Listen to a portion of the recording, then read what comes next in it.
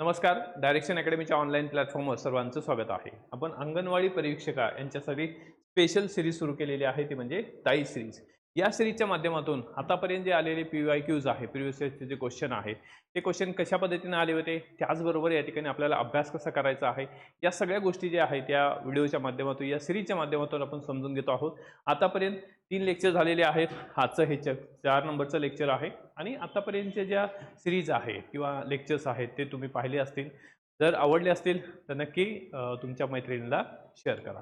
त्याचबरोबर तुम्हाला योग्य दिशा मार्गदर्शन करण्यासाठी आपण एक स्पेशल बॅच, अंगणवाडी परीक्षेची बॅच जी आहे ती लॉन्च केलेली आहे आणि या बॅचच्या माध्यमातून आपला संपूर्ण सिलेबस इथं कव्हर होणार आहे, टेक्निकल नॉन टेक्निकल, आणि फी फक्त असणार आहे 999 रुपये. या फीमध्ये आपल्याला संपूर्ण सिलेबस जो आहे तो कव्हर होणार आहे. PDF नोट्स असतील, त्याचबरोबर टेक्निकल नॉन टेक्निकल दोन्ही सिलेबस कव्हर होणार. आणि ही जी ऑफर प्राइस आहे, रेग्युलर फी जी आहे ही 2000 रुपये आहे, पण तो सध्या 50% ऑफ आपण ठेवलेला आहे. तर यासाठी आपल्याला डायरेक्शन अकॅडमीचं ॲप डाउनलोड करायचं आहे. ठीक आहे, चला क्वेश्चन नंबर फर्स्ट.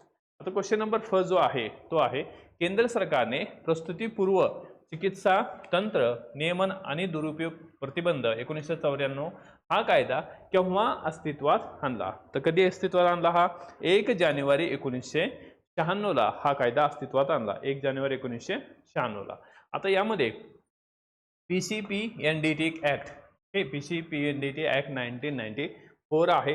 आता याच्यामध्ये या ठिकाणी हा कायदा 1934 चा कायदा आहे आणि 20 सप्टेंबर 1994 रोजी हा संमत झाला असला तरी केंद्र सरकारने अधिकृतपणे 1 जानेवारी 1996 पासून या ठिकाणी काय केलेले आहे, संपूर्ण देशामध्ये याची अंमलबजावणी सुरू झाली होती 1 जानेवारी 1996. आता या कायद्याचा हेतू काय होता? तर स्त्री भ्रूण हत्या रोखणे, गर्भलिंग चाचण्यावर कायदेशीर पणे संपूर्ण बंदी घालणे आणि मानवी लिंग गुणोत्तरातील दरी सांधणे किंवा या ठिकाणी हा कायद्याचा मुख्य हेतू होता. ठीक आहे, म्हणजे इथं जेंडर डिटेक्शन जे होतं ओके, ते या ठिकाणी इथं कंट्रोल करता येईल किंवा गर्भलिंग निदान चाचण्या ज्या बेकायदेशीरपणे केल्या जात असतात त्यावर कंट्रोल करण्यासाठी हा PCPNDT ऍक्ट आहे 1994 चा. त्यानंतर अनैतिक व्यापार, ओके, अनैतिक व्यापार प्रतिबंध अधिनियम 1956 नुसार कुंठणखाना चालविण्याकरता जागा उपलब्ध करून दिल्यास ओके पुढीलपैकी कोणती शिक्षा होते? कुंठणखाना चालविण्याकरता जागा उपलब्ध करून दिल्यास कोणती या ठिकाणी शिक्षा होते? तर शिक्षा काय होत असते या ठिकाणी?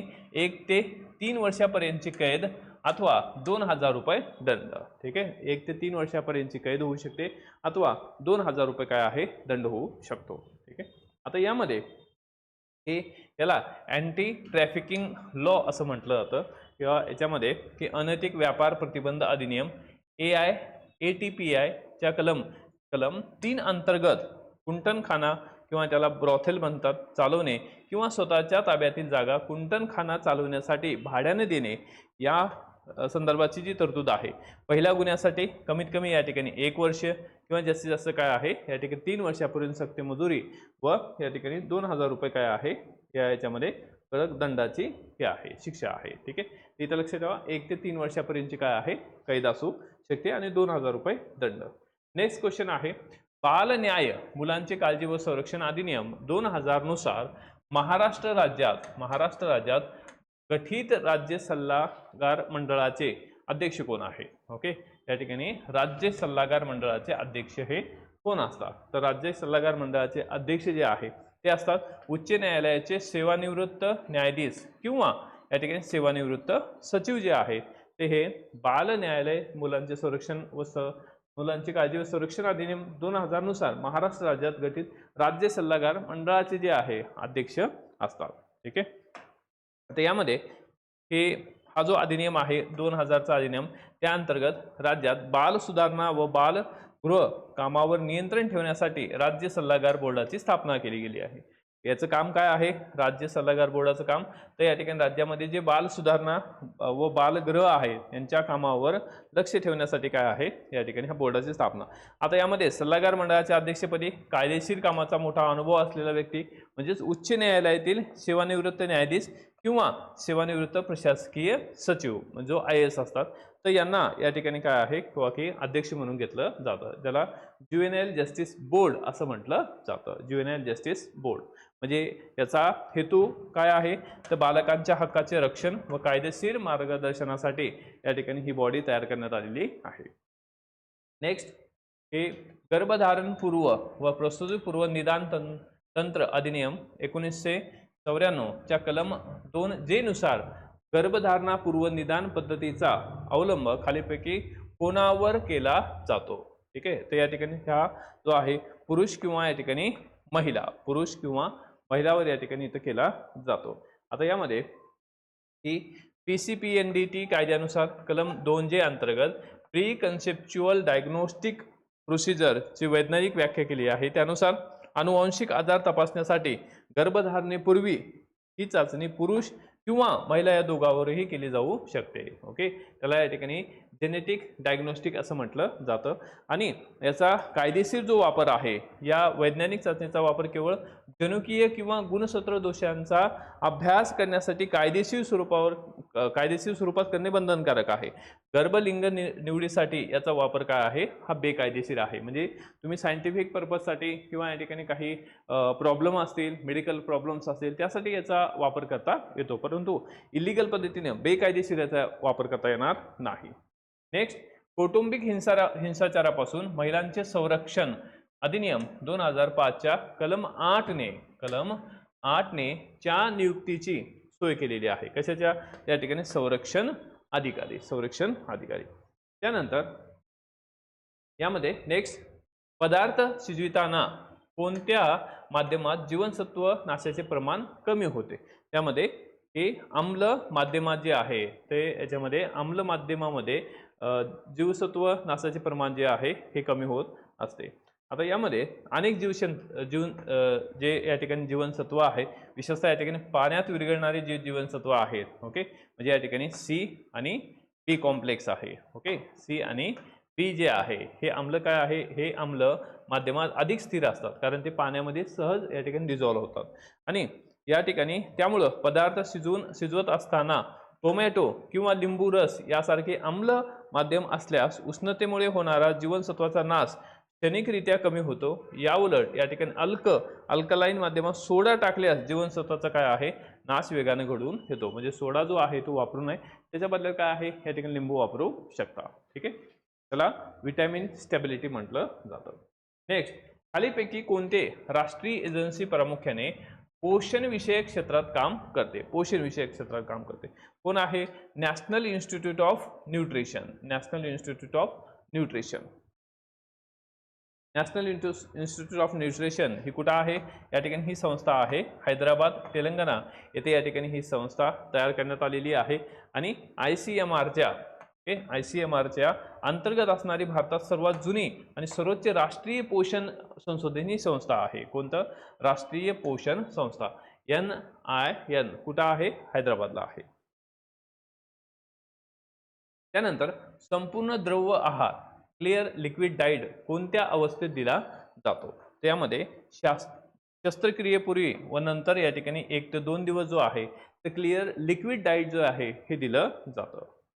यामध्ये की संपूर्ण द्रव आहार, त्यालाच या ठिकाणी आहार म्हणजे क्लिअर लिक्विड डाएट म्हणजे असा आहार ज्यामुळे केवळ पूर्णपणे पारदर्शक पचनास हलके द्रव्य पदार्थ समाविष्ट असतात, जसे की या ठिकाणी डाळीचे पाणी असेल, फळाचा रस असेल किंवा नारळ असेल. ठीक आहे, तर हे कशामुळं, तर पचन संस्थेला पूर्ण विश्रांती देण्यासाठी किंवा शस्त्रक्रियेदरम्यान किंवा नंतर कोणत्याही प्रकारचा जो काही त्रास आहे तो टाळण्यासाठी रुग्णाला आहार जो आहे तो 2 ते 3 दिवस या ठिकाणी हा दिला जातो. ठीक आहे, याला म्हणतात क्लिअर लिक्विड डाएट.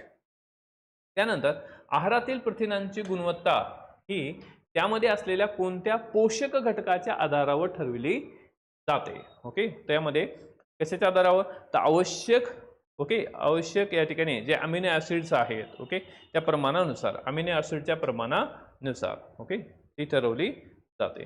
यामध्ये अमिनो आम्ल किंवा या ठिकाणी हे अमिनो आम्ल जे आहेत प्रथिने हे अनेक अमिनो आम्लापासून बनलेली असतात.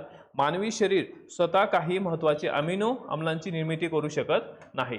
त्यांना या ठिकाणी आवश्यक अमिनो आम्ल जे आहेत या ठिकाणी म्हणतात. उच्च गुणवत्ता ज्या प्रथिनामध्ये या सर्व आवश्यक अमिनो आम्लांचे प्रमाण मुबलक असते त्यांची गुणवत्ता ही सर्वोच्च मानली जाते. जसं अंडी आहे, दूध आहे, सोयाबीन आहे, ओके, यामधील प्रथिने. ओके, तर हे झालं क्वेश्चन.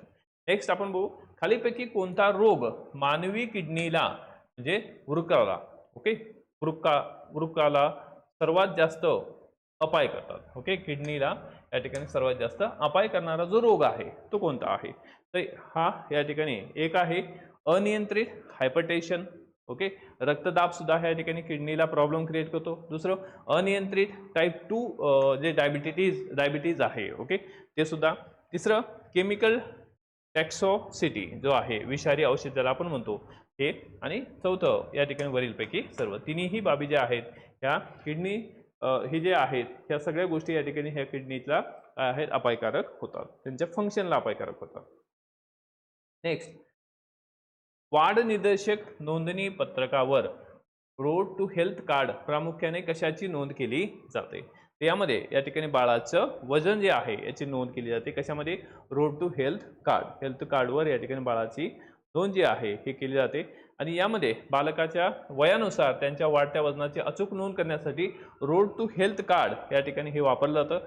आणि या तक्त्यावरील आलेख रेषेचा उतार किंवा चढ उतार पाहून अंगणवाडी कार्यकर्त्या बालकाची कुपोषणाची स्थिती जी आहे हिरव्या, पिवळ्या किंवा लाल झोन यामध्ये या ठिकाणी ओळखू शकतात.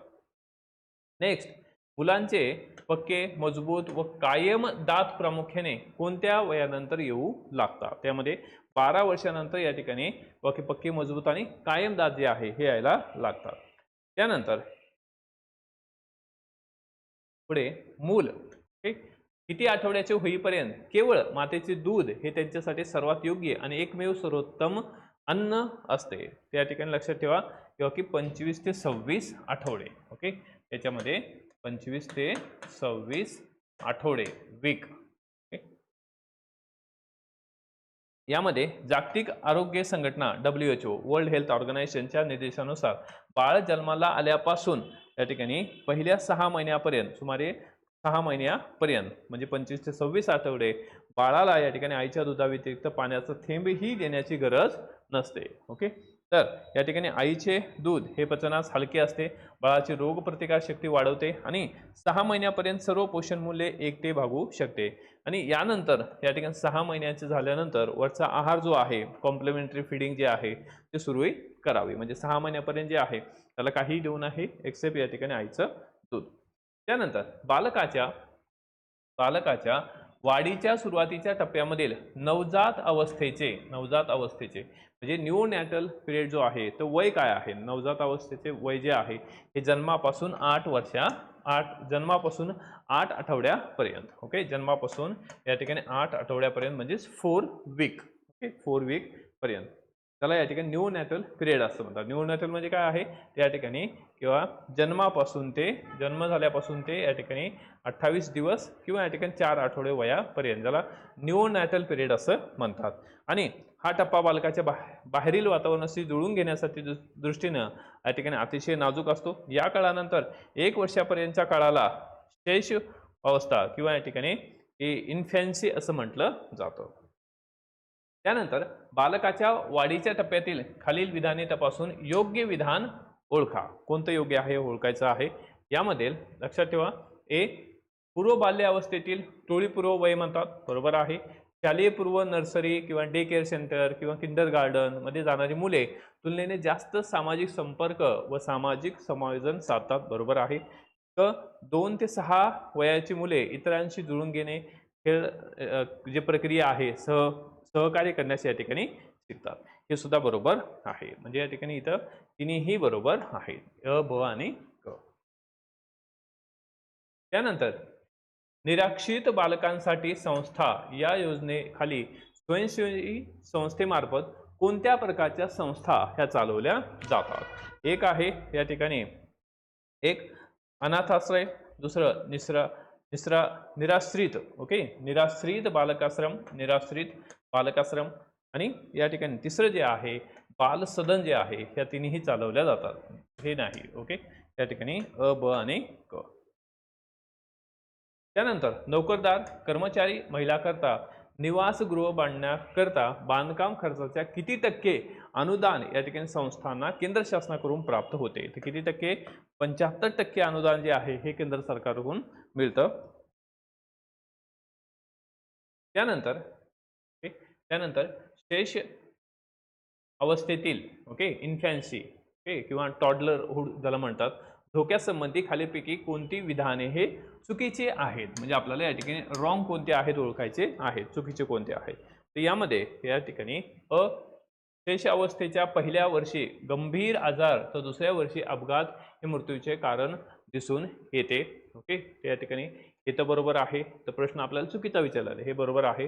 दुसरं या ठिकाणी विलंबित कारक विकासामुळे सामान्य कौशल्य संपादन करण्यास अशी मुले मागे पडतात, अपयशी होतात, हे पण बरोबर आहे. आणि अवास्तव नैतिक वर्तनाच्या मापदंडामुळे अपराधीपणा व नियम जुगारून देण्याची प्रवृत्ती आढळते, हे पूर्णपणे काय आहे, चुकीचं आहे. हे म्हणजे फक्त क जे आहे इथं चुकीचं आहे.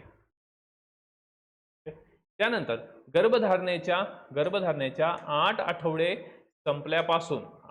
संपल्यापासून प्रत्यक्ष जन्मापर्यंतच्या अवस्थेस खालीपैकी काय म्हणतात, ओके, त्याला म्हणतात या ठिकाणी गर्भावस्था, ओके, गर्भस्थ बालकाची अवस्था, त्याला या ठिकाणी गर्भावस्था असं म्हटलं जातं. यामध्ये गर्भाचे जे टप्पे आहेत, ओके, या 3 अवस्था असतात. यामध्ये ह्याच्यामध्ये की बीजावस्था आहे ज्यामध्ये गर्भधारणेपासून 2 आठवड्यापर्यंत, त्यानंतर भ्रूणावस्था आहे या ठिकाणी 2 आठवड्यापासून ते 8 आठवड्यापर्यंत, या काळामध्ये काय आहे, या ठिकाणी अवयव तयार होतात. आणि गर्भावस्था तिसरी जी आहे यामध्ये 8 आठवड्या संपल्यापासून ते जन्मापर्यंतचे म्हणजे बाळाची पूर्ण वाढ जी आहे याच्यामध्ये होते. ह्या 3 स्टेप ज्या आहेत या ठिकाणी 3 अवस्था ह्या गर्भधारणेच्या अवस्था आहेत. तर अशा पद्धतीनं या ठिकाणी हे आजचं जे सेशन आहे तर संपत आहे. निश्चित तुम्हाला सेशन आवडत असेल तर लाईक करा, तुमचे जे काही क्युरी आहेत तर कॉमेंटसुद्धा करू शकता. त्याचबरोबर या ठिकाणी आपली स्पेशल बॅच आहे ही लवकर जॉईन करा आणि लवकर अभ्यासाला लागा. लवकरच या ठिकाणी जाहिरात येण्याची शक्यता आहे. ठीक आहे, व्हिडिओ आवडला असेल तर या ठिकाणी मैत्रिणींना सुद्धा शेअर करा. थांबू आपण इथं. थँक्यू, ऑल द बेस्ट, जय हिंद.